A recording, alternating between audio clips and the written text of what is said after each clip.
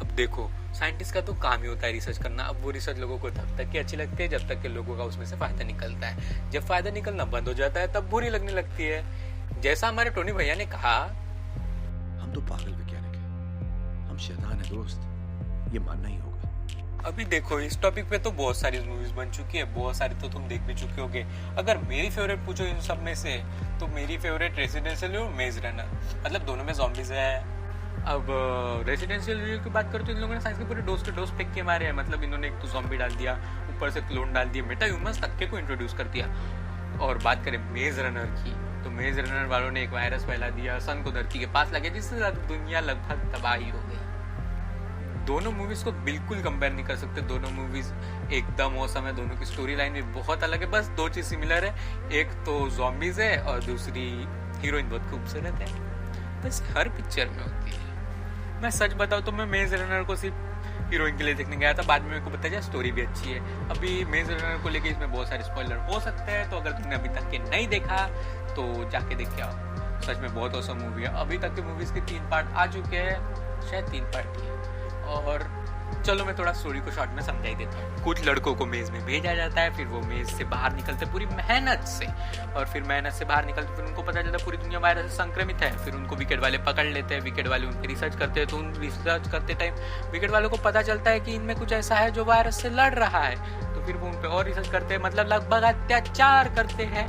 तो हमारे हीरो से ये बात देखी नहीं जाती, हमारा हीरो जाता है और रेड हैंड जो उनका दुश्मन है विकेट का, उसके खोज में जाता है। तो उनको कुछ लोग मिल जाते हैं, उसमें से एक लड़की होती है, एक लड़की वायरस थोड़ा सा संक्रमित होती है। वो भी हमारे हीरो को बचाते बचाते ही गलती साले ये करते, फंसता कोई और है। फिर बाद में ये कैसे ना कैसे रेड हैंड में पहुंचते हैं। रेड हैंड में पहुंचते ही फिर बाद में वो एक डॉक्टर होती है जो हमारे हीरो का खून निकालती है और उस लड़की को ठीक करती है। सारे लोगों को लगता है ये सब में खून है, बस अभी इसका ही मिल गया तो इसका ही निकाल दिया। पर हमारी हीरोइन इसी वक्त ये सोचती होती है कि ये ऐसा क्या, वो शायद सही कर रहे थे, विकेट वाले दवाई बनाने की कोशिश कर रहे थे। तो हम वो थोड़ी सी चुल चेंगड़ या मस्ती कर लेती है और वो विकेट वालों को बुला लेती है। फिर विकेट वाले हीरोइन को और हीरो के BFF को, मतलब बेस्ट फ्रेंड फॉरएवर वाले को उठा कर लेके जाती है। अब कैप्टन अमेरिका जैसे मोटिव्स वाला हीरो अपनी हीरोइन को और अपने BFF को बचाने के लिए जो उनकी सिटी होती है, जो पूरी तरीके से लॉक होती है, उसके अंदर घुस जाता है, बचाता है। तो हीरोइन को समझ में आता है कि उसने किया था वो गलत। तो बचाते बचाते टाइम हीरोइन को ये पता चल जाता है कि हीरो के ब्लड में कुछ ऐसा है जो इस वायरस को सच में खत्म कर रहा है, जो बाकी के ब्लड में नहीं है। तो फिर ये बात एक लसन को भी पता चल जाती है। तो लसन हीरो को कब्जा करने की कोशिश करता है, तो हीरोइन उसको बचाते बचाते मर जाती है और हीरो अपने दोस्तों के साथ किसी आइलैंड पे रहने चले जाता है। अब मुझको इसके आगे की स्टोरी नहीं पता क्योंकि चौथा पार्ट आया ही नहीं है। अब मैंने बहुत शॉर्ट में समझा है, बाकी स्टोरी बहुत बड़ी है। और ऐसा नहीं बोलता कि ये मूवी सच में बहुत अच्छी है, मतलब है, पर हाँ, पर इसमें प्रॉब्लम भी है। जैसे मूवीज बहुत लेंदी लगती है, मतलब ऐसा लगता है थोड़ा बीच बीच में ऐसा लगता है कि मूवी बहुत बड़ी हो रही है। और एक आदमी दिखा है जो रेड स्कल जैसा दिखता था, पर उसने कुछ किया ही नहीं। मतलब थर्ड पार्ट में आया और थर्ड पार्ट में ही मर गया। मतलब इतना खतरनाक दिख रहा था वो, कम से कम 3-4 पार्ट तो विलन ऐसा कर ही सकता था वो। ऐसा नहीं कि कुछ नहीं किया, उसने एक सिटी को भी जलाया वैसे, हाँ, पर जैसा वो दिख रहा था उससे वो ज्यादा कर सकता था। मूवी के एक्शन सीक्वेंस बहुत कूल है, मतलब, और अगर हीरो चोट दे रहा है तो हीरो चोट खा भी रहा है। लिटरली 2-3 बार तो मरते मरते बचता है।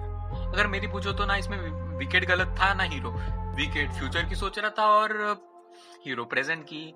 मेरे ख्याल से तो सारे विश्व युद्ध इसी कारण हुए, मतलब विश्व युद्ध बोलो तो सारी बड़ी बड़ी लड़ाइयाँ इसी कारण हुई। कुछ लोग फ्यूचर की सोच रहे थे तो वो कुछ करना चाहते थे, और प्रेजेंट की सोच रहे थे तो वो सोच रहे थे कि चलने देना चाहिए, या फिर पावर चाहिए थी उनको कि वो फ्यूचर में राज करे, समथिंग स्टफ लाइक दैट।